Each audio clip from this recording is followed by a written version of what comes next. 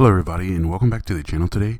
I hope you're all doing well. Last night we got episode 4 of The Last of Us Season 2, and I've got to say, I think the season is really starting to find its rhythm. The tension is ramping up, the writing is getting tighter, and the character development is starting to shine in ways that feel both fresh and faithful to the source material. One of the biggest surprises this week, we finally got introduced to Isaac. Now if you played The Last of Us Part 2, you recognize him as the leader of the WLF, a cold strategic powerhouse of a character. But in the show, they did something pretty unexpected. They introduced him in a flashback sequence, and at first he appears to be a Fedra agent.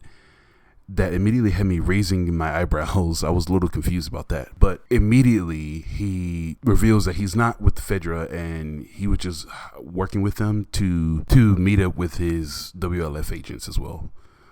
But he throws a grenade in the armored truck and kills everyone that was in there, all the Fedra agents, except for the one that he saves. I think it was a brutal and efficient move, and it also told us everything that we need to know about this guy and what kind of threat that he poses. And also, shout out to Josh Peck. Seeing him in this episode was a total surprise. I never thought I'd say this, but he really held his own in a gritty Last of Us role. His character added a grounded emotional layer to that Fedra backstory, even if it was very short-lived. And what I love most about these kinds of flashbacks is how they expand the world beyond just Joel and Ellie. It gives us a peek into the show of the wider chaos and the other groups that are still fighting for survival.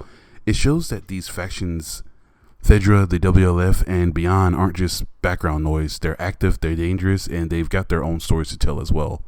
Now let's talk about Jesse for a second. In the game, his appearance kind of comes out of nowhere. He just shows up in Seattle after Ellie and Dina leave Jackson.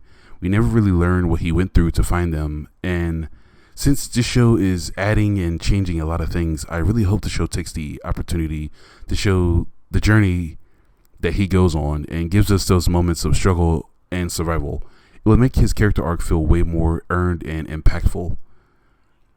And speaking of arcs, let's talk Tommy as well. His rampage in Seattle, easily one of the most intense moments in the game. If they include that in the show, and fingers crossed that they do, it could be one of the season's highest points. With the way the writers have been changing up his backstory, I'm super curious to see how they handle his darker side. They've hinted at it, but I hope they don't shy away from showing just how far he's willing to go. There are also so many emotionally heavy scenes that we haven't got to yet, like Joel giving Ellie the guitar when he sings to her.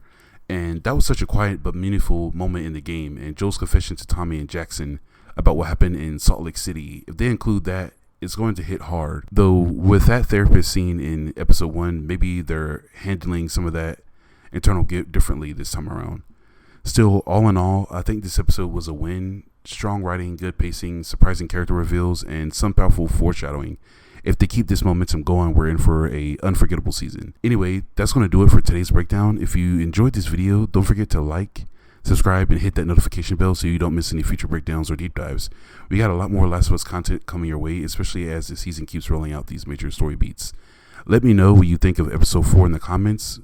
Were you shocked by Isaac's betrayal? Do you think we'll see Jesse's full journey? And what scene are you most looking forward to seeing adapted from the game? Thanks so much for hanging out with me. Stay safe, take care, and I'll see you all in the next one. Peace.